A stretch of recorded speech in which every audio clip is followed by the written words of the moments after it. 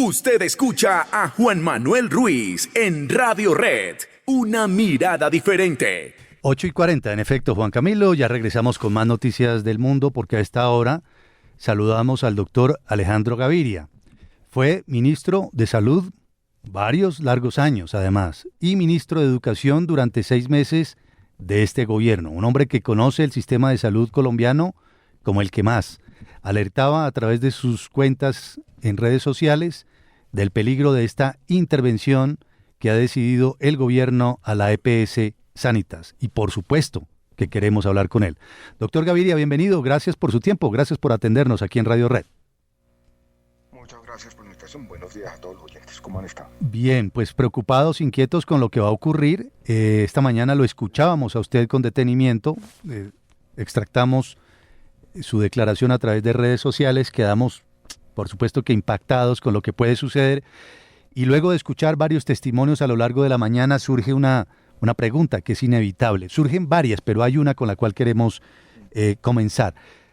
A la luz de lo que usted sabe, de lo que usted conoce por su experiencia, ¿esta es una intervención con fines de liquidación o es una intervención únicamente administrativa, como se ha querido decir por parte del gobierno en primera instancia? El gobierno ha dicho que es administrativa, que es por un año, pero la preocupación que yo tengo es la siguiente.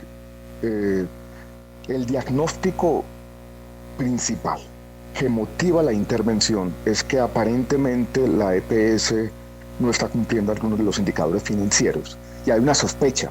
Incluso ayer el presidente de la República dijo que se habían desaparecido billones de pesos. Y lo que va a ocurrir es que rápidamente el interventor se va a dar cuenta que ese diagnóstico no es cierto y que los recursos de la EPS han sido pagados todos a prestadores. Y entonces los supuestos correctivos que iba a tomar este señor no van a llevar a mejoramiento, porque el diagnóstico, vuelvo y repito, inicial no es un diagnóstico certero. En mi opinión, el escenario más probable es que probablemente en un año se prorrogue por otro año la intervención por administrar. En ese periodo va a haber un deterioro de las condiciones de la EPS, así ha ocurrido en otras, porque la persona que llega no tiene experiencia, no tiene control pleno de la empresa, llega a administrar una empresa grandísima que no conoce, incluso el interventor viene del sector prestador, no asegurador. Y después de 2 años, un proceso inercial de deterioro, una deriva donde las cosas no van a salir bien, después de mucho sufrimiento de los pacientes, debo decirlo también, se podría entrar entonces a la liquidación. Esa es la historia más probable. Ojalá no ocurra, porque sería malo para nuestro país, pero es lo que yo puedo anticipar en este momento. Claro. Doctor Alejandro Gaviria, ¿por qué esta intervención? Dicen incluso que había o hay EPS que están en peores situaciones, en peores circunstancias, pero ya desde hace un tiempo venimos escuchando pronunciamientos del alto gobierno, también del ministro de Salud, a veces en tono energúmeno, en relación con Sanitas. ¿Hay algo particular, hay una obsesión particular del gobierno con esa EPS y cuál puede ser la razón? Vámonos a los indicadores. Hay 2 tipos de indicadores que justifican una intervención. Generalmente ocurren de manera paralela, son juntos, son complementarios. Deterioro de las condiciones financieras, por ejemplo, pérdidas muy grandes, patrimonios menguados, en algunos casos patrimonios negativos, la no inversión de lo que se llama reservas técnicas, que es un ahorro que tienen que tener todas las EPS, y deterioro de las condiciones de atención en salud, que generalmente se miden por PQRs, por 1.000 afiliados o 10.000 afiliados. Si uno mira esos 2 indicadores, los indicadores financieros y los indicadores de atención, los indicadores de Sanitas son mejores que los del promedio del sistema. Entonces, ¿por qué se interviene una EPS que tiene un mejor comportamiento que el del sistema? Las intenciones son difíciles de juzgar, no sabemos. Lo que sí tenemos en el tiempo es una trazabilidad de una hostilidad muy grande del gobierno con la EPS Sanitas. Una rueda de prensa del ministro de Salud dedicada a hablar de esta empresa nomás, que nos hace pensar que sí hay una hostilidad. No sé de dónde viene del gobierno con la EPS Sanitas. Muy extraña. Desde hace 4 o 5 meses muy evidente que llevó a esto. Yo creo que tiene que ver con ser una empresa que no estuvo sentada con el gobierno en unas negociaciones fracasadas sobre la reforma a la salud y siempre se opuso de manera bastante vehemente al proyecto de reforma que ya lleva un año largo en el Congreso y que probablemente el día de hoy se hundirá. Alejandro, ahí hay una inquietud que pues yo quiero hacer de abogado del diablo y quiero preguntar, plantear el escenario en que hasta qué punto podemos estar seguros de que Sanitas, la EPS Sanitas estaba cumpliendo con todos esos compromisos y que su manejo contable y financiero era impecable. Eso por un lado.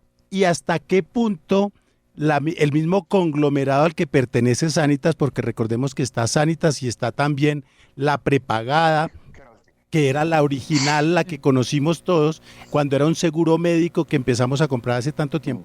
¿Hasta qué punto ellos dirían, bueno, pues que se queden con esa vaina, nos salimos de ese chicharrón y nosotros nos quedamos con el negocio de los seguros, que era el negocio original? ¿Qué validez podría tener esta conjetura? Yo creo que hay como dos partes, Vlado, en tu conjetura, en tu pregunta. La una es si estaba cumpliendo de manera estricta con absolutamente todos los indicadores. La respuesta honesta es no. Seguramente hay preocupación con algunos de los indicadores, sobre todo con los indicadores financieros. También el último año y medio, como ha ocurrido en todo el sistema, hemos visto un deterioro de algunos de estos indicadores de atención. Pero vuelvo y repito que realmente lo que se hace cuando una empresa, sobre todo que es una empresa grande, y esto puede ser bastante disruptivo y malo para los pacientes, usted hace un plan de mejoramiento primero. Llama a la EPS y dice, yo estoy preocupado con esto, hágame un plan de mejoramiento y yo voy a hacer un seguimiento estricto. Si el plan de mejoramiento no funciona, usted le dice, bueno, yo le voy a hacer una vigilancia intensificada. Entonces tiene que sentar todos los meses conmigo y nosotros vamos a hacer ese seguimiento. Si eso no funciona, se interviene para administrar. Eso es lo que usualmente ocurre y eso no ocurrió esta vez, que lo lleva a uno a esta suerte de suspicacia, a la especulación. Entonces, ¿qué es lo que hay de más? Y lo que hay de más, como mencioné ahora, es que Sanitas desde el comienzo fue la EPS más vocal, más vehemente en su oposición a la reforma a la salud, de un lado. Del otro lado, que la EPS Sanitas haya propiciado esto de alguna manera y decir, bueno, yo de alguna manera dejo el negocio de la EPS en manos del gobierno y yo hago lo que puede ser, entre comillas, más rentable, la prepagada y la prestación de servicios de salud.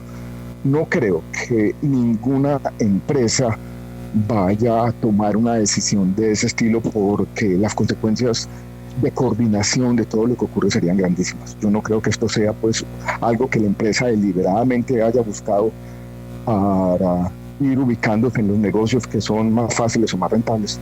No me parece. Sería irracional desde un punto de vista incluso empresarial. Doctor Alejandro Gaviria, y en consecuencia viene la pregunta siguiente, escuchándolo con detenimiento. ¿Puede afectar esta intervención a la EPS Sanitas la prestación del servicio de Colsanitas, la prepagada? ¿Puede haber un efecto carambola allí, un efecto dominó? Puede haberlo, pero de manera indirecta, porque usualmente esos dos seguros se complementan. El seguro de la EPS y los seguros voluntarios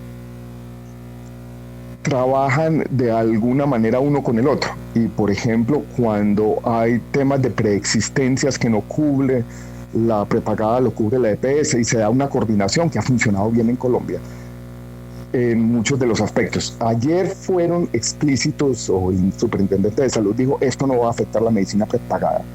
Esto es, no hay una intervención de esas otras partes de la medicina prepagada. Vamos a ver qué pasa. Yo todavía tengo mis preocupaciones de que la coordinación que hoy existe entre EPS y medicina prepagada vaya a sufrir y terminemos viendo problemas de atención no solamente en la EPS, sino más allá.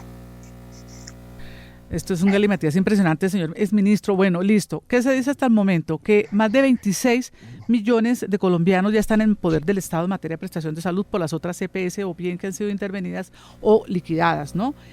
¿El Estado tendrá la capacidad, le pregunto hoy, de prestarnos salud a todos esos 26 millones de colombianos según su análisis, uno, lo otro, y lo otro, escúcheme, ¿ya para qué reforma la salud si ya está ahí? ¿Se podría leer de esa manera? Sí.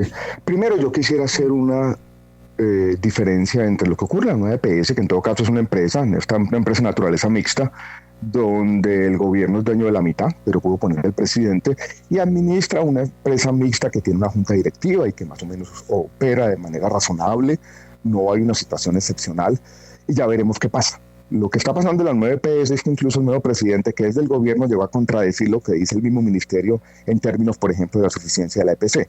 Se ha enfrentado con el problema, se acaba la demagogia y vienen las dificultades de administrar un problema difícil todos los días. Lo otro son EPS intervenidas, porque las EPS intervenidas primero tienen un gran poder en cabeza de los interventores. Y es una situación excepcional que si dura mucho lleva a un deterioro de estas EPS y eso es lo que me preocupa. Pero tú lo dices bien, si ya están intervenidas, en algún momento se liquidan, van todos a las 9 EPS, termina el Estado con ahora sí el manejo directo de todo. Eso es lo que querían inicialmente con la reforma, centralizar y estatizar el poder sobre los recursos públicos de la salud, convéngale o no convéngale a la gente, porque nunca se hizo un argumento fuerte sobre si eso iba a mejorar los problemas del sistema de salud. Yo creo que no, yo creo que lo va a empeorar. Pero en esas estamos. Yo lo llamo el inicio del fin del sistema de salud de Colombia, que yo no quisiera ser grandilocuente, pero en mi opinión, habiendo estudiado política social por muchos años, es la intervención o el avance social, lo voy a decir de esta manera, más importante después de la Constitución del año 1991. Y eso. Sí, ministro. Tremendo. No, tengo otra pregunta y de ignorante de verdad. ¿Hay alguna instancia? Porque mucha gente, lo que uno escucha, no, pues a mí me ha ido bien con esta EPS, ahora quién me va a entregar medicamentos, en fin. ¿Ante quién podría ocurrir, no sé, la sociedad o alguien o los mismos directivos de las estas EPS para demandar, no sé si se dice o anular o lo que sea, o patalear, como decimos coloquialmente, esta intervención, ministro? Hay 3 cosas que van a pasar rápidamente. La primera, casualmente este viernes hay una audiencia de la Corte Constitucional. Y la Corte Constitucional, por una sentencia del año 2008, que se conoce como la sentencia T760, tiene una vigilancia sobre el sistema de salud. O sea, debe garantizar el derecho fundamental a la salud. La Corte le puede dar unas órdenes al gobierno si ve que el derecho fundamental a la salud está en riesgo y hay regresividad en este derecho. Esa audiencia del viernes va a ser interesante y estos temas van a salir a cuento. O sea, los riesgos que esto implica para el derecho fundamental a la salud se van a expresar allí y vamos a ver qué órdenes podría dar la Corte. Se puede mandar el acto administrativo, que si uno lo mira fue hecho de afán. En algunos de los considerandos incluso se mencionan no los datos de Sanitas, sino de las 9 EPS, lo hicieron de afán. Entonces se puede mandar el acto administrativo ante el Consejo de Estado.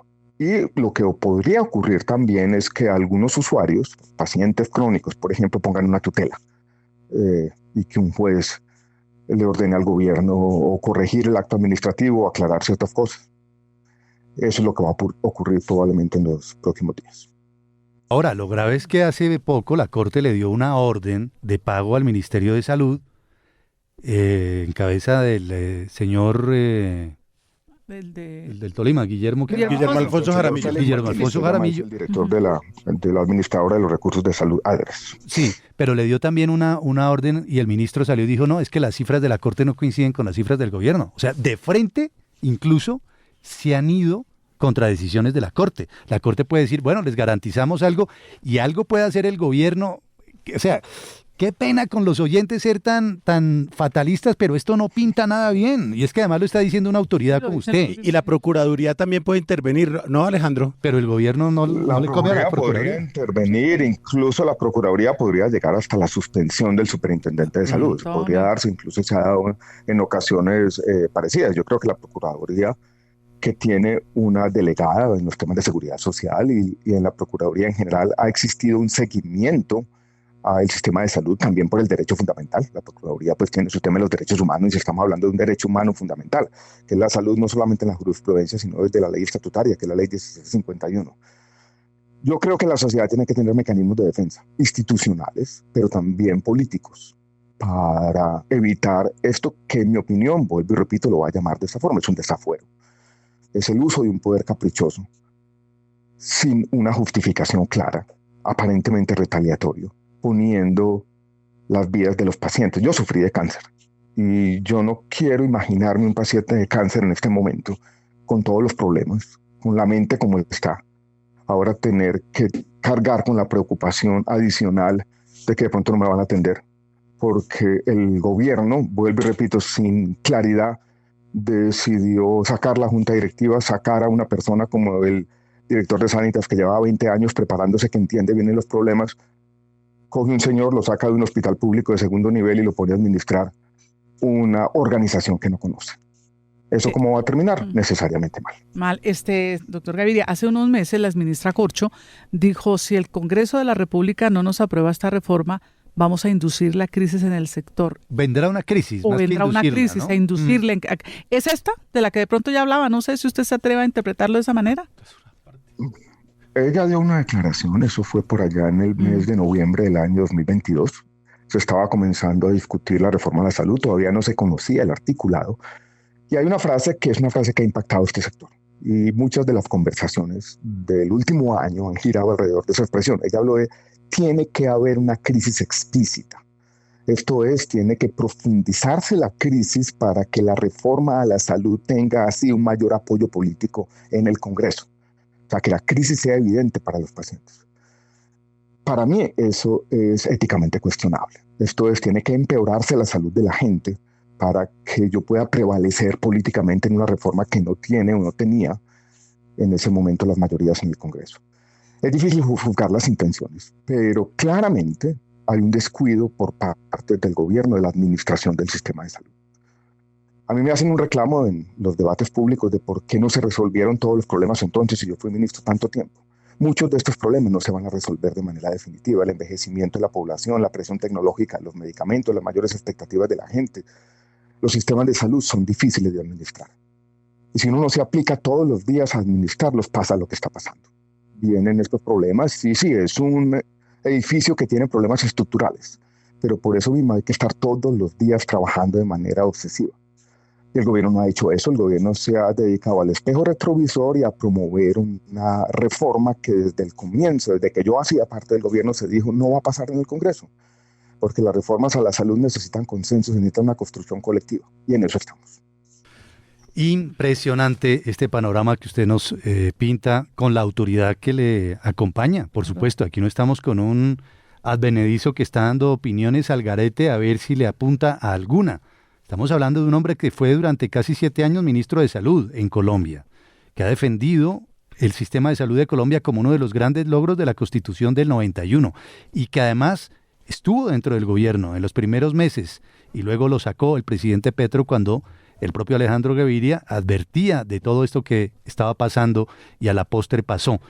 Ya para despedirlo, doctor Gaviria, me llama mucho la atención recordar en este momento una anécdota que comentó hace un par de semanas la también exministra de este gobierno, Cecilia López Montaño, una anécdota, no sé si ustedes la escucharon o la pillaron, que un día estaba entrando ella a un consejo de ministros y ella le decía a Carolina Corcho, oiga, pero es que usted no escucha las advertencias que nosotros los veteranos y los conocedores del tema le estamos haciendo sobre lo que puede conllevar esta reforma. Y ella dijo, doctora Cecilia, es que este es el proyecto de mi vida.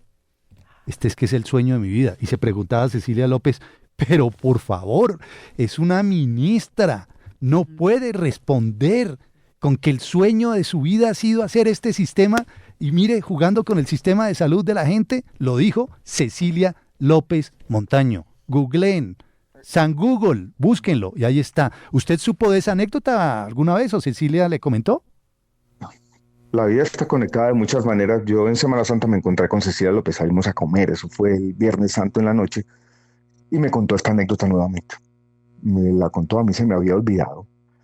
Y en el fondo es una descripción de cuando uno piensa más en términos ideológicos o personales, como si esto se tratara de escribir un libro o de un logro individual. Lo que está en juego es la salud de la gente. Y esto no puede ser el sueño de mi vida. Esto tiene que ser, bueno, ¿qué le conviene al bienestar general? Yo creo que detrás de todo esto hay una especie de posición ideológica obcecada. Nosotros tuvimos muchas reuniones con Cecilia López, el presidente, José Antonio Campos, estaba Jorge Iván González, ya los 4 estamos por fuera del gobierno. En algunas de esas reuniones se llegaron a acuerdos. Se presentaba después el borrador que ya introducía parte de los acuerdos y era el mismo de siempre. Carolina Corcho nunca quiso cambiar una coma de la reforma a la salud inicial. Y ese proceso, que fue el fracaso del gobierno inicial plural o de coalición, ha llevado a todo esto. a una cuasi destrucción del sistema de salud y a una reforma. Esa probablemente será la noticia del día de hoy. Va a ser hundida por el Congreso de Colombia en unas horas. Doctor Alejandro Gaviria, Preocupante. gracias por su tiempo, gracias por sus luces, bienvenido siempre aquí a Radio Red. Muchas gracias por la invitación. Abrazo a todos y feliz día. Lo mismo para usted. Alejandro Gaviria, ay Virgen Santa, ay San José, dice la canción de Bosé, ¿no? Que nos Eso queda- mismo. nos ha confesado. A propósito. Dale, Señor, el descanso eterno. Es lo que ¿Pero a qué? queda ¿A la reforma o al sistema? Al sistema de salud. No, ayer me preguntaba Qué horror. otra cosa. Bueno, no se la hubiera querido preguntar al exministro, pero se alarga. ¿Cómo es? Luis Alfonso Jaramillo, ministro de Salud, decía ayer. Guillermo Alfonso, escúcheme. Cuando se estaba con el ministro del Interior en plena comisión del Senado y todo el mundo se empezó a parar. Recuerde usted que no llegaron a ningún acuerdo. Y él decía, tranquilos, para eso estoy aquí, para discutir, cambiemos lo que haya que cambiar. Entonces sí hay que cambiar, lo que haya que cambiar, entonces, ¿qué propusieron?